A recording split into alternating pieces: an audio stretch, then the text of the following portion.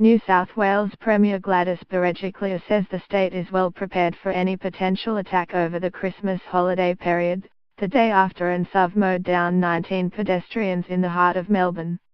Ms. Berejiklian says the state's threat risk remains at probable, with police and other agencies ready to respond to any incident. We have a number of policies in place, including policies around managing large crowds, the Premier told reporters in Sydney on Friday. We know there will be lots of gatherings over this festive period, and we're obviously not leaving any stone unturned in terms of the amount of security. Ms. Berejiklian says if anything further needs to be done in terms of security, it will be.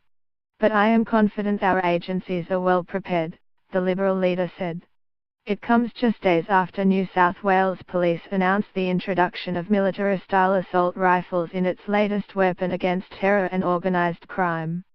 New South Wales Police Commissioner Mick Fuller announced on Monday that 47 officers from the Public Order and Riot Squad had been issued with the Colt M4 carbines, and the squad's other 50 members would be trained by the middle of next year.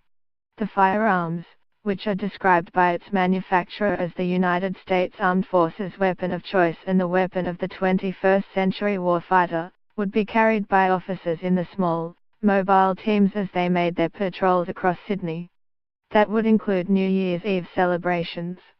But Mr. Fuller said the guns would not be seen by the public in general street patrols at this stage unless there was a change in the current terror threat, which has remained at a probable level since September 2014. The attack on pedestrians at the busy Melbourne intersection is not believed to be terror-related, Victoria Police have said. But the man suspected of having carried it out, Saeed has told investigating officers of voices and dreams and referred to a perceived mistreatment of Muslims. 19 people were injured, including a 4-year-old boy, when the driver of NSW mowed down pedestrians on Flinders Street at Elizabeth Street on Thursday just before 5 p.m. The child was taken to the Royal Children's Hospital with head injuries, while 4 other victims were critically injured. On Friday morning, the casualty count remained at 19. One of the injured is the driver suspected of carrying out the attack, who is under police guard and yet to be formally interviewed. Another is an off-duty police officer who stopped the rampage. On Thursday afternoon, the driver, a 32-year-old Australian citizen of Afghan descent, was arrested at the scene by the off-duty police officer, whose actions have been described as heroic.